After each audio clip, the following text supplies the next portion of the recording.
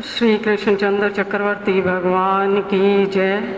ग्रंथराज श्रीमद् भगवद गीता की जय। ग्रंथराज श्रीमद् ब्रह्म विद्या शास्त्र की जय। भगवान श्री चक्रधर स्वामी की जय। सब भक्तों को जय श्री कृष्ण, जय श्री चक्रधर, सबको दंडवत प्रणाम। भगवान के पंच अवतार में सबका स्वागत है। देखो, जब भी भगवान का कोई ऐसा अवसर होता है, ऐसे अवसरों पर भगवान की विशेष कृपा होती है। तो जब आप आते हैं, भले ही हम अपने कर्मों के कारण ना देख सकें भगवान को, लेकिन भगवान तो सबको देख सकता है या नहीं? महत्वपूर्ण क्या है कि उनकी दृष्टि आपके ऊपर पड़े। ये महत्वपूर्ण नहीं है कि आप उनको देखें।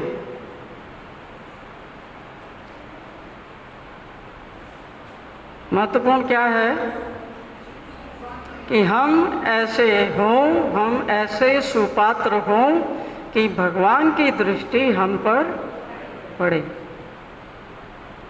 हमारा काम किससे बनेगा? जब भगवान की कृपा में दृष्टि हमारे ऊपर पड़ेगी। इससे नहीं बनेगा काम कि हमने देख लिया उनको। उनको देख लो तो वो एक क्षण के लिए होगा ना, बाकी फिर क्या करोगे? फिर तो वही जीवन रहेगा जो तुम हो। जैसी तुम्हारी सोच है, जैसे तुम्हारे विचार हैं, वैसा ही जीवन रहेगा ना। वो कोई एक घंटा भर तो नहीं बैठेंगे ना तुम्हारे पास। है उनके पास टाइम 1 घंटा बैठने के लिए? लेकिन उनकी एक क्षण के लिए भी उनकी आपके ऊपर कृपा दृष्टि हो जाए, और वो तो तैयार हैं ही। गड़बड़ कहाँ है? हमने ही जो है, जिसमें उन्होंने डालनी थी कृपा, वो सारे बर्तन उल्टे करके रखे हुए हैं, या उन बर्तनों को पूरा भर के रखा हुआ है। दुनिया से भरे पड़े हैं वो बर्तन। किसी में पोता है, किसी में नाती है, किसी में पुत्र है, किसी में माँ है, किसी में मौसी है, किसी में बुआ है, किसी में मकान है, किसी में ज़मीन है, किसी में गाड़ी है। वो सारे पात्र भरे पड़े हैं। अब कृपा कहाँ बरसाएंगे? कोई खाना तो खाली होना चाहिए ना कृपा के लिए। तुमने सारे खाने भर रखे हैं, तो कहाँ करेंगे कृपा?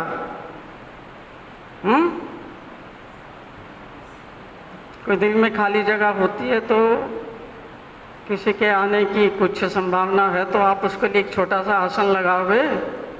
जब तुमने सब जगह पर अपना हृदय ठूस ठूस के भर रखा है, कहाँ बैठेंगे वो? जगह है खाली? जगह खाली रखी हुई हमने कोई जगह नहीं खाली छोड़ी। हर रोज़ वो कोशिश करते हैं आने की। जैसे बड़े बड़े होटल है ना, अब गर्मी का सीज़न है तो हिल स्टेशंस पे एक साइन लगा होता है कि हमारा होटल पूरा बुक है, कोई वैकेंसी नहीं है, कोई कमरा खाली नहीं है। तो जो बेचारा रहने जाता है उसको फिर वहाँ से बाहर निकलना पड़ता है। ऐसे ही वो हर रोज़ दस्तक देते हैं, हर रोज़, ये देखने के लिए कि शायद उनको कोई खाली जगह मिल जाए। लेकिन हमारे दिल के सभी खाने हमने क्या कर रखे हैं? भर रखे हैं। थोड़े भर रखे हैं, फुल भर रखे हैं। फुल भर रखे हैं। वो कहते हैं ये पूरा भरा पड़ा है, बस में कोई जगह ही नहीं है। एक लोटा है पूरा दूध का, पूरा भरा हुआ है, उसमें आप कुछ और डाल सकते हो? क्या करोगे? कोई तो खाली जगह छोड़नी पड़ेगी ना, तभी वो आ सकते हैं। कहने का मतलब ये है कि अगर आपका दिल और दिमाग इच्छाओं से भरा पड़ा है, इच्छाएं समझते हैं, मुझे ये चाहिए, मुझे वो चाहिए, इच्छाओं से भरा पड़ा जो दिल है, उसके अंदर कोई भगवान के लिए किसी आसन की जगह है उसमें कोई जगह? उसमें कोई जगह नहीं है।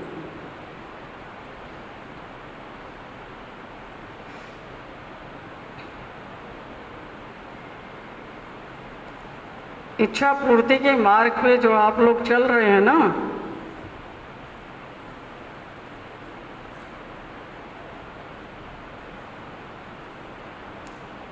अब मैं आपको क्या बताऊं, आप इतने खराब होंगे, इतने खराब होंगे, इतने खराब होंगे कि उसको बयान नहीं कर सकते।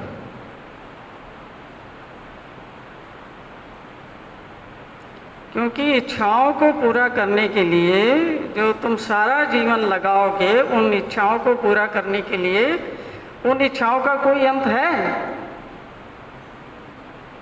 किसी की भी सारी इच्छाएं पूरी होती हैं।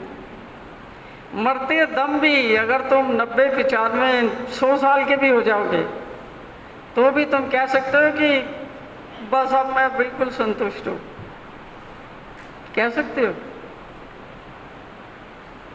तो वहां भी तुम्हें इच्छाएं परेशान करेंगी, और उन इच्छाओं की पूर्ति के लिए चाहिए होता है धन। तो धन कमाने के लिए तुमने अपना जीवन गंवा दिया, मतलब तन, मन, धन, समय और प्राण, सारी शक्ति लगा दी ना धन को कमाने के लिए। किस लिए? कि धन होगा तो मेरी इच्छाएं पूरी होंगी। और इच्छाएं पूरी फिर भी नहीं हुई। मन अभी भी चंचल है, मन अभी भी तृष्णा से युक्त है, मन अभी भी शांत नहीं है, और जीवन तुमने लगा दिया, श्वास भी सारे तुम्हारे निकल गए। अब उस समय क्या हालत होगी वो देख लो,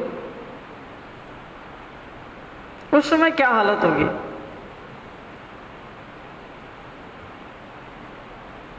वैसी हालत होगी जैसे एक होता है ना, वो जुआरी होता है ना, जुआरी जुआ खेलने जाते हैं, बड़े बड़े जुए के खेलने के स्थान बने हुए ना, लास वेगास और पता नहीं और कौन कौन से। वो अपना बैग्स में भर के सारा सामान ले जाते हैं कि अब आज जाके जुआ खेलेंगे। जुआ खेलते किस उम्मीद से हैं कि जल्दी मेरे जो ये 25 करोड़ हैं, ये कितने बन जाएं? 50 करोड़ बन जाएं। उसके लिए जुआ खेलता है आदमी, किसी और काम से नहीं खेलता कि उसको मजा आ रहा है या कुछ है। उसके खेल का एक ही उद्देश्य है, ये 25 करोड़ मैंने लगाए हैं, मेरे कितने बनने चाहिए? 50 करोड़ बनने चाहिए। इस उम्मीद से वो खेलने जाता है। वापिस आता है, उसकी क्या हालत होती है? जीत के आता है कोई वापस? जितने भी जुआरी हैं, जीत के कोई वापस आता है? जिनके साथ खेलते हैं और उन्होंने एक भी पैसा इन्होंने जीत लिया हो, तो इनको वापस आने देते हैं? वो वापस आने देते हैं? नहीं आने देते। मतलब अब जो 25 करोड़ अपने थे वो भी गए, और जो तुमने भ्रम पाल रखा था कि 25 के 50 बना होगा, वो तो मिले नहीं, बाकी अपने भी गए।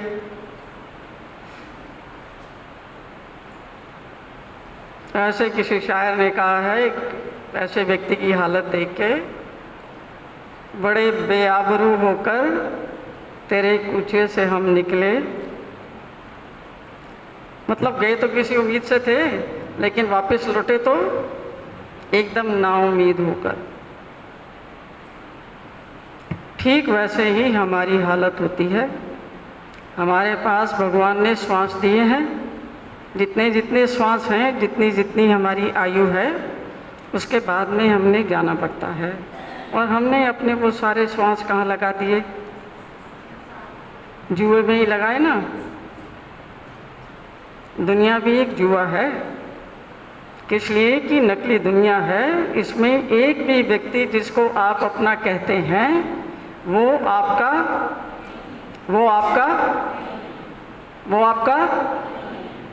अपना नहीं है। ये भगवान का अटल सिद्धांत है। क्यों वो आपका अपना नहीं है? क्योंकि वो प्रतिक्षण बदल रहा है। जैसे आप प्रतिक्षण बदल रहे हो, आपके विचार बदल रहे हैं, आपकी भावनाएं बदल रही हैं, आपका सब कुछ बदल रहा है।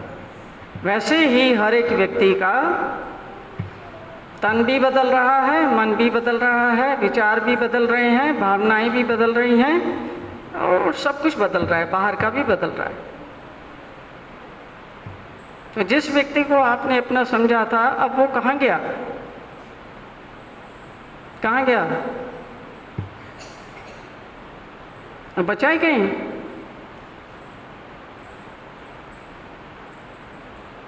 बाकी उसका जो साँचा ढांचा है उसको लेके आप क्या कह रहे हो? ये साँचा जो है ये मेरा है। तो साँचे के अंदर जो व्यक्ति है वो तो कब का जो है अपनी राह पे चल दिया, और उस साँचे को हम क्या कह रहे हैं कि वो साँचा मेरा है। इसलिए भगवान कहते हैं कि बेटा यहाँ पर तुम्हारे सिवा तुम्हारा और कोई भी नहीं है। ये सब लोग आपके जीवन में जो दिए गए हैं, ये इसलिए दिए गए हैं कि आपके साथ में इन लोगों का कुछ लेने का और देने का संबंध है।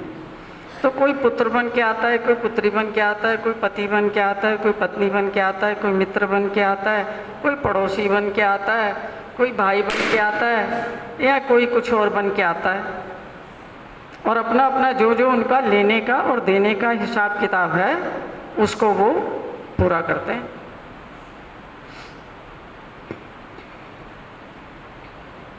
तो आपका सबसे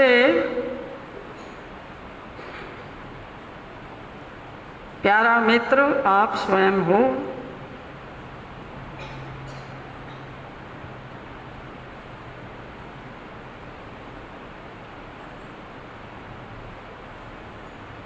और अपने आप को आप ही जानते हो। कोई दूसरा व्यक्ति हमें जान सकता है? विचार करो।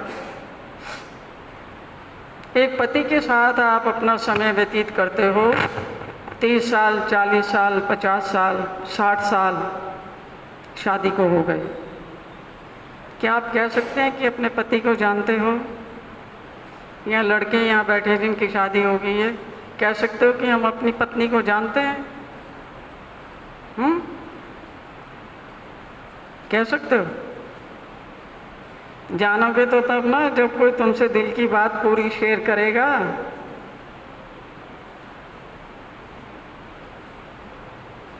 एक सवाल पूछती हूँ, आप में से कितने लोग पति पत्नी के संबंध में एक दूसरे को अपने दिल की सारी बात बताते हैं?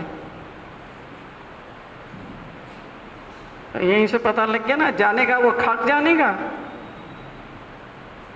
खाक जानेगा जब तुमने कुछ बताया ही नहीं उसे। खाक जानेगा तुम्हें, कैसे जानेगा? अपना दिमाग लगाएगा, थोड़ा बहुत स्पेकुलेशन करेगा। और आपने तो दिल की बात शेयर करते हो। चलो पति पत्नी को तो छोड़ो, माता और बच्चों का ले लो। माता अपने बच्चों को अपने सारे रहस्य बताती है? नहीं। तो माता और बेटे का संबंध भी जो है उसको भी तुमने बिगाड़ दिया। पति पत्नी का तो फिर आगे जाके बिगड़ेगा ही। जब तुम्हारा माता और पिता का जो बच्चे के साथ संबंध होता है वो सही से नहीं हुआ, तुम एक दूसरे से छुपाते रहे चीज़ें, तो अब जब वो आगे जाके बड़े होके तुम्हारी शादियां हो जाएंगी तो तुम पति के साथ शेयर करोगी? कर सकती हो? कर सकती हो शेयर? ओपन हो सकते हो? बता सकते हो सब चीज़? नहीं बता सकते। हमारी आदत है छुपाने की, हमारी आदत है पूरी बात किसी को भी ना बताने की। भगवान को हम पूरी बात बताते हैं? बताते हैं? नहीं बताते। ये पता होते हुए भी कि उनको सब पता है। उसको हम सर्वंतर्यामी कहते हैं, सर्वज्ञ कहते हैं, तो भी उसको पूरी बात बताते हैं? नहीं बताते, छुपाते हैं। जब एक संबंध में आप इतनी बातें छुपाओगे तो क्या आप दूसरे व्यक्ति को जान सकते हैं? अपने आप को जान सकते हैं? अपने आप से ही छुपा रहे हो, अपने आप को ही आप एक्सप्रेस नहीं कर रहे हो, अपने आप को ही आप अपनी चीज़ें छुपा के रख रहे हो।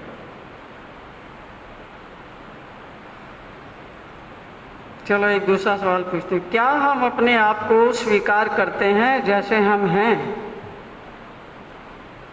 जैसे भी हम हैं, अच्छे हैं, बुरे हैं, कमीने हैं, साधु हैं, जैसे भी हैं, अपने आप को स्वीकार करते हैं? खुश हैं उसके साथ कि मैं ऐसा हूं? कितने लोग खुश हैं अपने साथ?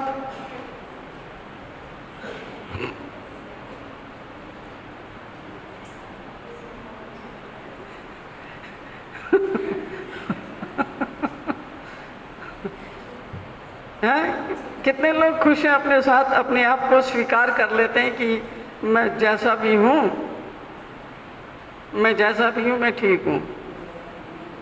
मतलब हमारे अंदर कोई कमी होती है ना, कुछ हम क्या कहते हैं, कुछ गलती करते हैं ना, तो हमें बार बार जो है बताया जाता है कि तुमने ये काम गलत किया है, तुमने ये काम गलत किया है, तुम ऐसी हो, तुम वैसी हो, बताया जाता है ना। दूसरे बता देते हैं ना, हमें ना भी पता हमें ना भी पता तो दूसरे बता देते हैं ना। और दूसरों के बताने के बाद हम क्या समझते हैं कि हम वाकई ही वैसे हैं। हम ये धारणा बना लेते हैं कि हाँ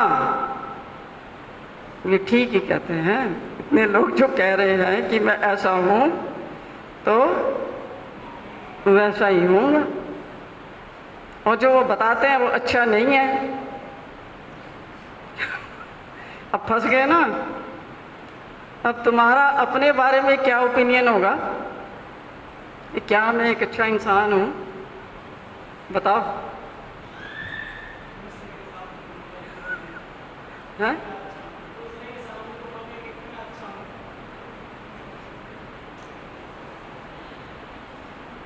आप ये सोचेंगे कि मैं एक क्या हूँ?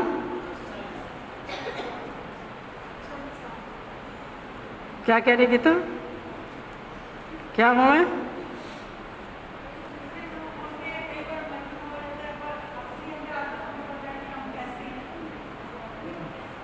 जो दूसरे बोलते हैं ना, उसका हमारे ऊपर कोई थोड़ा बहुत प्रभाव जरूर पड़ता है, क्योंकि जब तक आप अपने आप को जानते नहीं ना,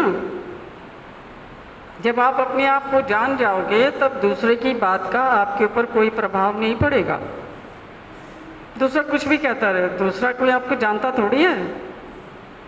मैं तो कुछ भी रहता है कि बड़ा कमीना आदमी है, बड़ा गंदा आदमी है, ये बहुत अच्छा आदमी है ना, ये तो देवता है ना।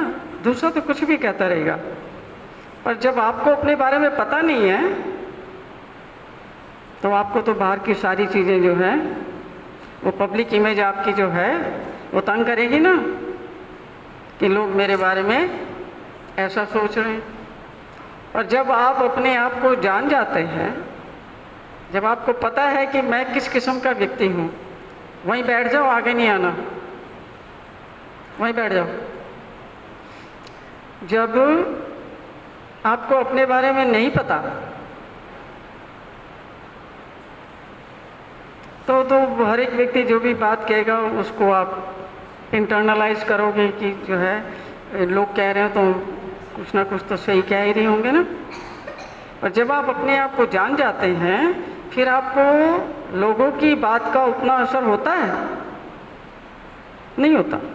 आपको पता है कि मैं वैसा नहीं हूँ, वो कह रहा है तो कहने दो उसको, वो उसका ओपिनियन है।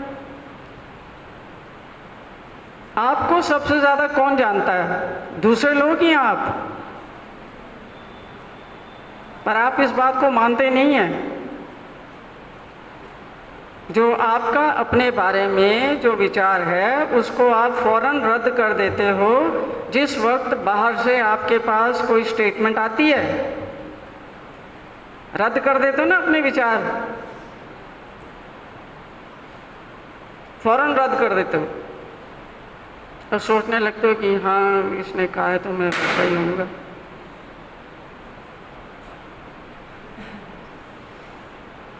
और ये अगर हर दिन चलता रहता है, 10 साल चलता रहता है, 20 साल चलता रहता है, 50 साल चलता रहता है, तो आपके जीवन में कभी भी शांति आ सकती है, क्योंकि आपकी सब चीज़ दूसरों पे निर्भर है। दूसरे आपको किस निगाह से देखते हैं, दूसरों का आपके प्रति क्या दूसरों की आपके प्रति क्या सोच है, उससे आप अपना जीवन जी रहे हो। आप अपना जीवन जी रहे हो, अपना जीवन जी रहे हो खुद नहीं। आप तो दूसरों की सोच के अनुसार अपना जीवन जी रहे हो। ये कोई जीना है? ये इसको जीना कहेंगे? काटना कहेंगे इसको काटना कहेंगे। ये काट रहे हैं मतलब भोग रहे हैं। जो दूसरे सोच रहे हैं हमारे बारे में, उन्हीं की सोच से प्रभावित होकर हम सोच लेते हैं कि हम भी वैसे हैं और हम वैसे ही दुखी होकर अपना जीवन काटना शुरू करते हैं। क्योंकि अशांति प्रदान करने वाले लोगों की कमी नहीं है इस दुनिया में। एक ढूंढो ना, 1000 मिल जाएंगे परेशान करने वाले, लेकिन शांति देने वाला 1000 ढूंढोगे तो कोई एक मिलेगा। इसलिए हमारे जीवन में अशांति रहती है कि क्योंकि हम अपने आप से वाकिफ नहीं हैं। हमने वाकफियत बनाई है और लोगों से। हमारे फ्रेंड्स हैं, हमारे एक्वेंटेंसेस हैं, हमारे रिलेटिव्स हैं, हमारे उठने बैठने वाले हैं, 100-500 लोग होंगे। उनमें हमने एक अपनी नकली इमेज बनाई है।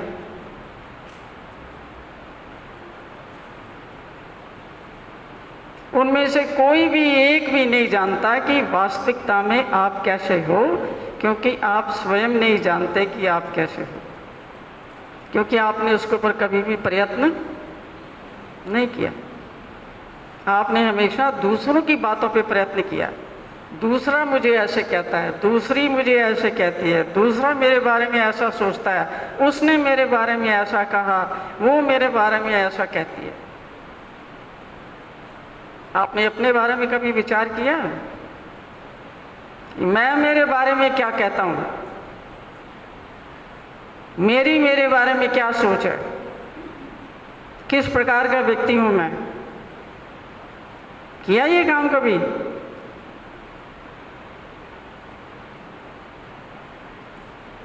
जो आदमी स्वयं को नहीं जान सकता, पहचान सकता, वो करोड़ जन्म भी ले ले, कभी भी किसी और को ना जान सकता है और ना ही पहचान सकता।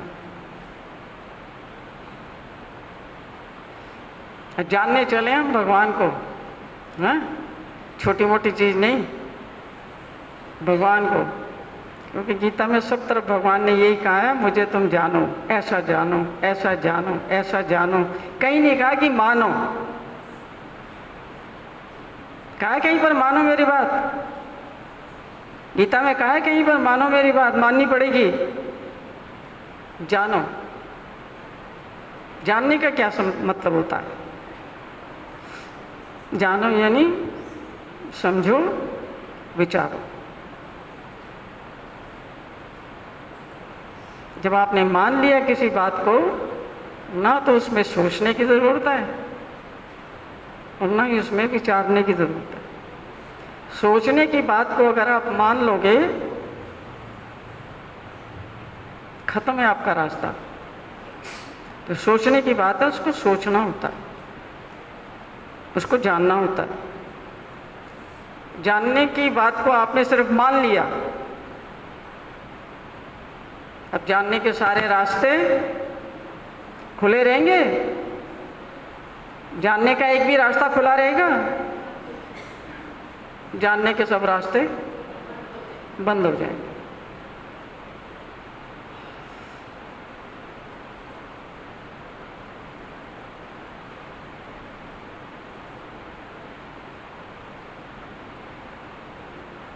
एक दृष्टांत है, श्री चक्रधर स्वामी ने दिया है, छुरी का दृष्टांत। उसको आपको रोज पढ़ना चाहिए।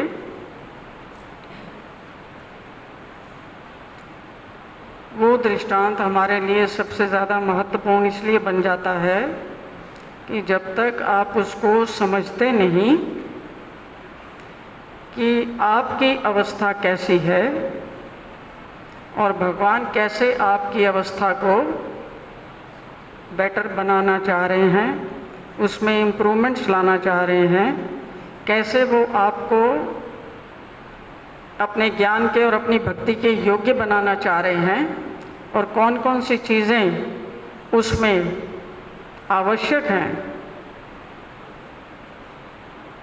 जो आपको भगवान की कृपा का पात्र बनाती हैं। मतलब कृपा तो उनकी 24 घंटे अखंड बरस रही है, और हमारे ऊपर क्यों नहीं होती?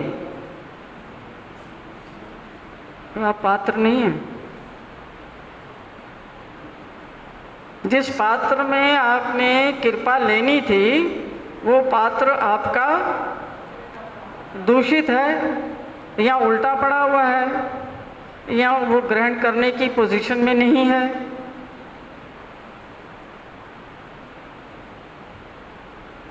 नहीं तो उसकी कृपा तो बरस रही है। देखो, आप बाहर देखो प्रकृति में कि जो भगवान की जो चीज़ें हैं, जैसे सूर्य की धूप को देख लो। सूर्य उगता है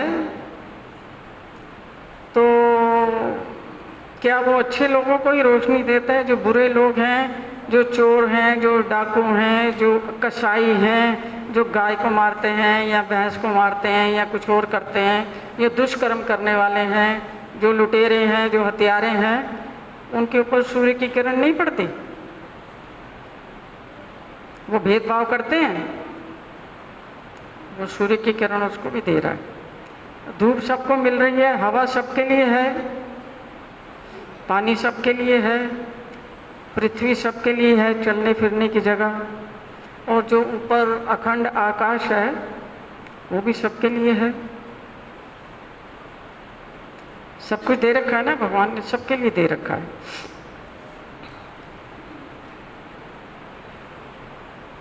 लेकिन भक्ति एक ऐसा विषय है कि अगर आप चाहते हैं अपना आत्म कल्याण, अगर आप चाहते हैं कि आप भगवान के रास्ते पर चलें, तो उसके लिए भगवान की कृपा जो है वो एक पहला मुख्य वेरिएबल है, और दूसरी चीज़ है आपका प्रयत्न। दो चीज़ें। आप अपने जो कल्याण के रास्ते पर कितने प्रयत्न कर रहे हो वो आपको पता है ना? कितना समय आप दे रहे हो, कितना तन, कितना मन, कितना धन, कितना समय और कितने प्राणों की शक्ति, और कितना समय आप दे रहे हो संसार को और समाज को और व्यापार को और परिवार को, है ना? तो जहाँ जहाँ पर आपके तन, मन, धन, समय और प्राणों की इन्वेस्टमेंट है, वहीं पर आप हो। समझ रहे हो कि जितना जितना आप संसार में इन्वेस्टेड हो, तन से, मन से, धन से, प्राणों से, उतना उतना ही आप संसार के साथ हो, उसके नज़दीक हो। और जितना आप अपने आत्म कल्याण के लिए भगवान के साथ कनेक्टेड हो, आत्म कल्याण का रास्ता तो भगवान के पास ही जाता है ना, और तो दुनिया में किसी के पास आत्म कल्याण का कोई रास्ता नहीं है। आत्म कल्याण चाहिए तो आत्मा का सच्चा कल्याण जो है परमेश्वर या परमात्मा के अलावा और कोई नहीं कर सकता। ना कोई देवी, ना कोई देवता, ना कोई गुरु, ना कोई पीर, ना कोई फकीर, ना कोई कर्मकांड। आत्म कल्याण का जो रास्ता है, आत्मा का शुभ चिंतक और हित चिंतक एक परमात्मा है। तो आत्म कल्याण के रास्ते पर चलने के लिए आपको भगवान के रास्ते पर चलना पड़ेगा। अब भगवान के रास्ते पर चलने के लिए आप अपना कितना तन लगाते हैं, मन लगाते हैं, धन लगाते हैं, समय लगाते हैं, प्राण लगाते हैं, ये आप देख लो। और कितना आप संसार के लिए लगाते हो। जो आप लगा रहे हो, जहाँ आप इन्वेस्टेड हो, वही तो आप कमा रहे हो, और जो कमाओगे वही खाओगे। जो कमा रहे हो वही तो खाओगे। अभी सोचना तुमने है कि तुम क्या कमाना चाहते हो और क्या खाना चाहते हो।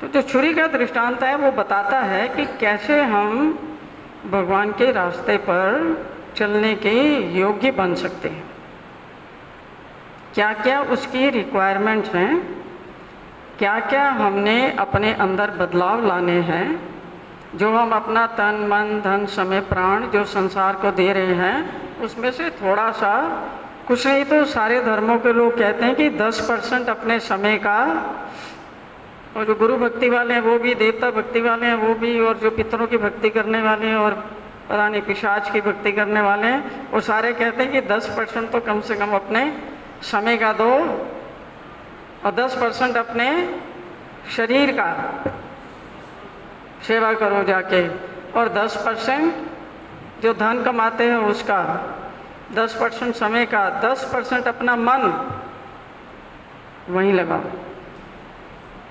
कहीं से तो शुरू करोगे ना। भगवान को तो आपका पूरा सब कुछ चाहिए। वो जो आरती गाते हो ना, आरती प्रभु मेरे, न साला तन दिया, न मन दिया, न धन दिया, आरती गाने आगे आरती प्रभु मेरे तन मन धन की। इसलिए उस आरती को हमने मना कर रखा है, यहाँ कभी नहीं गानी, पंचअवतार में गा देते हैं एक बार। न साला तन दिया, न मन दिया, न धन दिया, न प्राण दिए, न कुछ दिया, आगे आरती प्रभु मेरे तन मन धन की। उसके सामने ही खड़े होके झूठ बोलोगे तो उसका परिणाम नहीं झेलना पड़ेगा। और ऊपर से कहते हो तुम्हें माता या पिता, तुम्हें साली अपनी माँ को माँ मान रखे, अपने बाप को बाप मान रखा है, उसके पीछे लगे पड़े हैं और ज़िंदगी अपनी जो है उसी पे लगा रहे हैं, उसी को लिपटे पड़े हैं, उसी को चिपक रहे हैं, उसी को कर रहे हैं, और यहाँ के गा रहे हैं तुम्हें माता या पिता। तुम्हें उसको नहीं पता लगता कौन किसको तुमने माँ मान रखा है, किसको बाप मान रखा है, नहीं पता उसको। हाँ, नहीं पता उसको, हमारे विचार नहीं पता। उसको कहते हैं वो घट घट के जानने वाला है। क्या होता है घट घट? घर घर की कहानी जानने वाला है। घट किसको कहते हैं? अंतःकरण।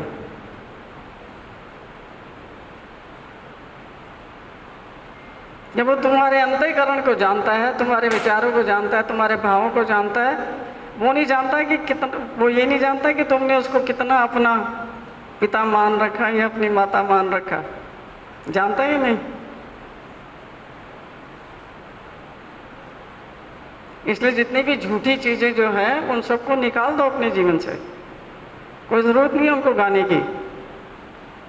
जब वो तुम्हारी सच्चाई बन जाएगी तब तुम उसको गा सकते हो, उससे पहले गाने की कोई ज़रूरत नहीं। उससे पहले अपने आप को वहाँ उस लेवल पे लाओ।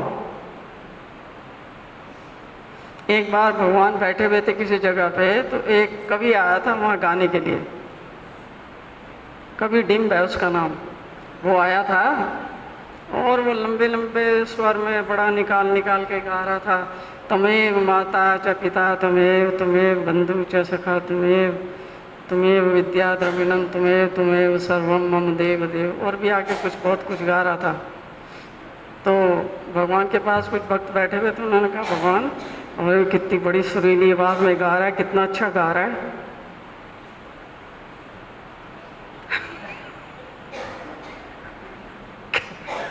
क्या कहा था भगवान ने? हाँ हाँ, भगवान कह रहे कि वो एक जो भगवान के शिष्य थे ना, उसमें एक माता कह रही थी, देखो कितने उसके सुंदर भाव हैं, कितनी अच्छी आवाज़ है, कितने सुंदर उसमें गा रहा है। भगवान ने कहा माता ये केवल गा रहा है, इसका जीरो भाव है उसके प्रति कि कौन है इसकी माँ और कौन है इसका बाप। ये सिर्फ गा रहा है। पर हमारे पास लोग हैं जो गाना अच्छी तरह से नहीं जानते, उनको सुर ताल का अभ्यास नहीं है, और वो अच्छी तरह से जानते हैं कि हम उनके माता हैं और हम उनके पिता हैं। वो मानते हैं इस बात को, वो जान चुके हमें, अब वो मानते हैं इस बात को कि हम उनके माता और पिता हैं। इसलिए वो हमारे पास हैं, हमारे पास रहते हैं, हमारे बताए हुए रास्ते पर चलते हैं।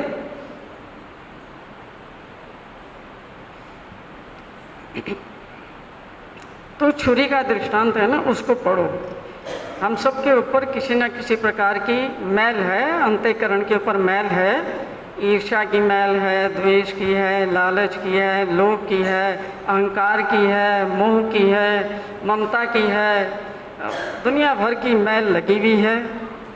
उस मैल को हटाने का काम करना है। मैल हट जाएगी तो आप ईश्वर की प्रसन्नता के योग्य बन जाओगे। जब तक आप उस मैल को हटाते नहीं, तब तक आप ईश्वर के योग्य नहीं है। और भगवान ने ये अधिकार सभी को दिया है। भगवान ने सबको अधिकार दिया है कि कोई कितना भी मलिन क्यों ना हो, जब वो मेरी बातों को सोचकर, मेरी बातों को जानकर, मेरी बातों को समझकर मेरी शरण में आता है और जैसा मैं बताता हूँ वैसा करता है, तो कितना भी भयंकर दोषी क्यों ना हो, कितना भी गुनाहगार से गुनाहगार क्यों ना हो, मेरी शरण में आके मेरे रास्ते पर चलकर वो भक्त बनता है, वो साधु बनता है और वो महान आत्मा बनने के योग्य है। मतलब कि हमारे जैसे कलयुग के लोग जो सब प्रकार के दोषों से भरे पड़े हैं, उनको भी भगवान ने एक ऑप्शन दिया है कि अगर हम उनकी बात को मान लें और उनके बताए हुए रास्ते पर चलें, तो हम भी ईश्वर की कृपा के पात्र बन सकते हैं, उनकी भक्ति के योग्य बन सकते हैं। और भगवान ने किसी को भी ऐसा नहीं कहा कि ये योग्य नहीं है, सबको वो अधिकार दिया है। पूरे जीव मात्र को भगवान ने अधिकार दिया है कि जीव चाहे तो अपने कल्याण के रास्ते पर प्रयत्नशील हो सकता है और चाहे तो अपने श्वासों को संसार में लगाकर नरकों का रास्ता भी ले सकता है। दोनों ऑप्शन दिए हैं उसको कि सबके पास दोनों ऑप्शन हैं, कौन से रास्ते पर आप चलते हैं। तो ईश्वर के रास्ते पर चलने के लिए जो छुरी के दृष्टांत में बताए गए हैं कि जितना ज़्यादा समय आप ईश्वर के साथ बिताते हैं, उतना ज़्यादा आप अपनी आत्मा के कल्याण के रास्ते पर चलते हैं। जितना ज़्यादा समय हम संसार में बिताते हैं, संसार के लोगों के साथ बिताते हैं, उनकी मानसिकता के साथ बिताते हैं, उतना ही हम अपने कल्याण के मार्ग से दूर होते चले जाते हैं। इसलिए आप सब लोगों को बुलाया जाता है कि जब भी कोई पंच अवतार का अवसर हो आप मंदिर में आओ, जब भी कोई संडे का फंक्शन है उसमें मंदिर में आओ। कारण क्या है कि मंदिर में आने से एक तो आपको भगवान की बात सुनने को मिलती है, दूसरा आप कोई सेवा कर सकते हो, आप तन से कर सकते हो, मन से कर सकते हो, धन से कर सकते हो, प्राणों से कर सकते हो, आ सकते हो, कुछ ना कुछ यहाँ से लेके ही जाते हो, पर यहाँ आओगे ही नहीं। और दूसरा जिनके छोटे बच्चे हैं उनके लिए बहुत ज़रूरी है, क्योंकि आजकल बाहर जो हवा चल रही है आप देख रहे हैं कि वातावरण बाहर का कैसा है। यंग बच्चों के लिए जो 20 साल पहले था वो आज नहीं है, आज उसमें बहुत सारा परिवर्तन हो चुका है। तो जब तक आप बड़े लोग नहीं समझेंगे कि आपने अपना थोड़ा बहुत तन मन धन समय प्राण भगवान को देना है, इन बच्चों को आप सिखा सकोगे, कुछ बता सकोगे इनको कुछ? किसी को बताने के लिए पहले आपके पास तो सूझबूझ होनी चाहिए कि मैंने बच्चों को कैसे पालना है। भाई 2-2 साल के बच्चों को वो खिला रहे हैं, अपना मैगी खिला रहे हैं, नूडल्स खिला रहे हैं, वो चिप्स खिला रहे हैं और बाहर से वो गंदी गंदी चीज़ें ला के क्या कुरकुरे शुरकुरे वो सब दे रहे हैं। 1-2 साल के बच्चे नहीं हैं। बड़े को उनको पिज़्ज़ा देंगे, फिर उनको सारी और चीज़ें देंगे, उनका पेट खराब होगा, सिस्टम खराब होगा। जो अपने मनपसंद की चीज़ें उनको देते रहते हैं, Coke P low, Pepsi P low, ठंडा पी लो, गर्म पी लो, ये पी लो, वो पी लो। ना तुम्हें खुद अपने जीवन का कुछ पता है कि तुमने क्या करना है, ना बच्चों के जीवन का। बच्चों से प्रेम है तुम्हें भरपूर, वो प्रेम उसको नहीं कहना चाहिए, क्योंकि जब तुम उनका नुकसान कर रहे हो तो वो प्रेम नहीं है।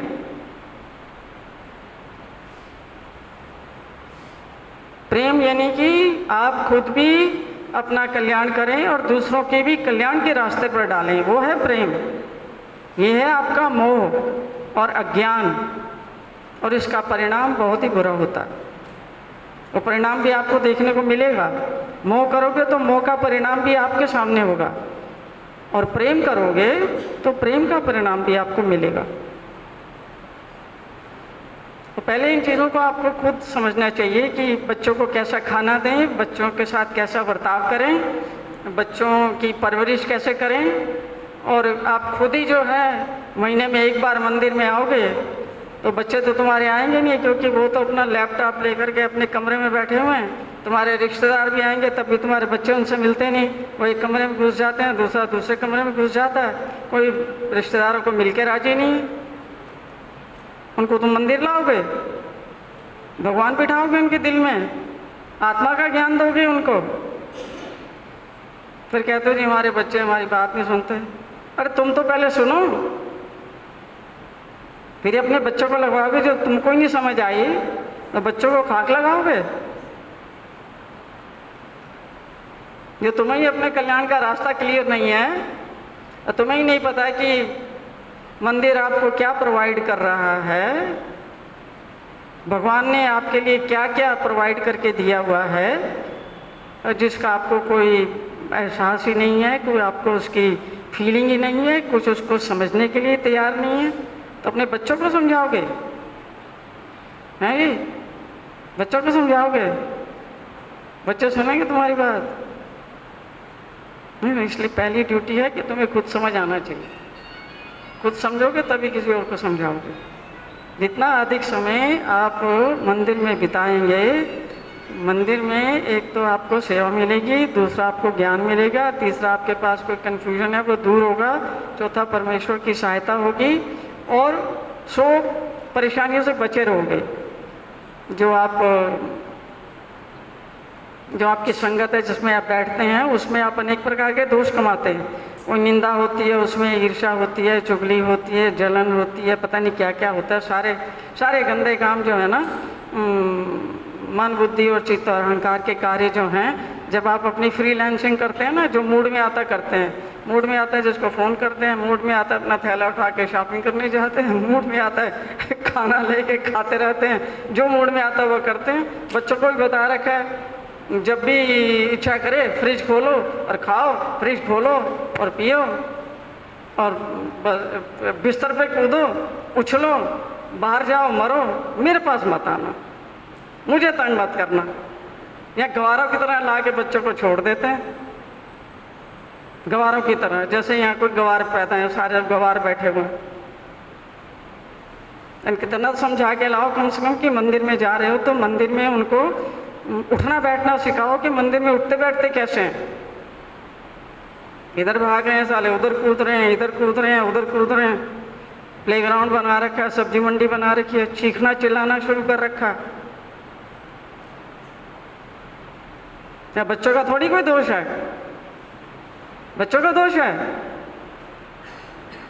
बच्चों के माँ बाप को अक्ल होती है तो उनको कुछ समझाते हैं कि बेटा मैं तुम्हें मंदिर लेके जा रही हूँ, मंदिर में ऐसे बैठना होता है, मंदिर में ऐसे उठना होता है, मंदिर में ये काम नहीं करते, मंदिर इबादत का घर होता है, भगवान का पूजा स्थल होता है, वहाँ सिर ढक के बैठना चाहिए, शांत होकर बैठना चाहिए।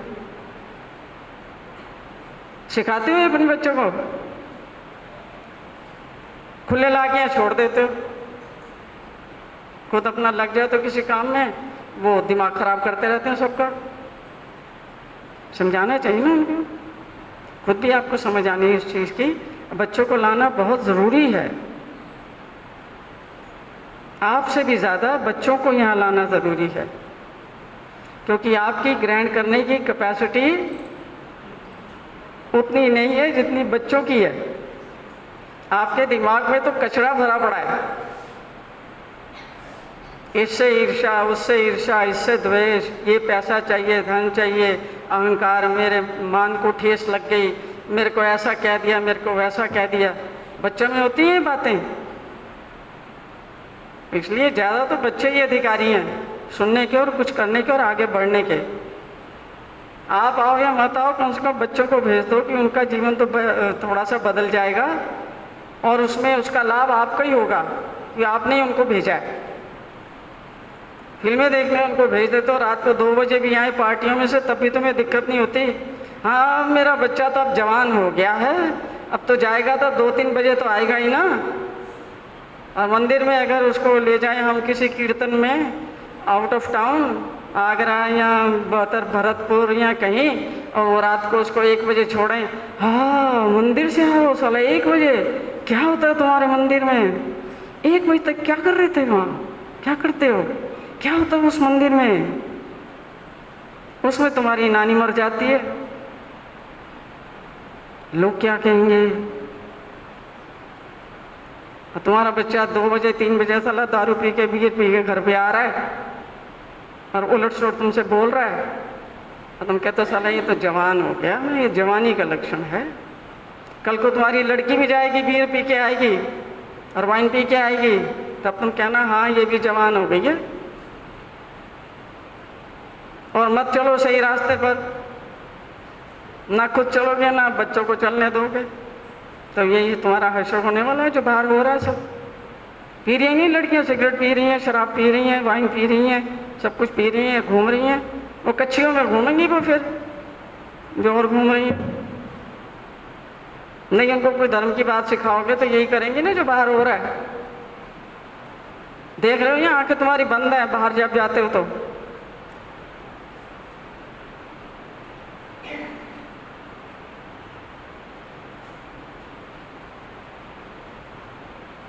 देखो तुमने अपना जीवन कैसे जीना है, ढोंग और पाखंड मत करो। ढोंग और पाखंड का जीवन आपके किसी काम नहीं आएगा।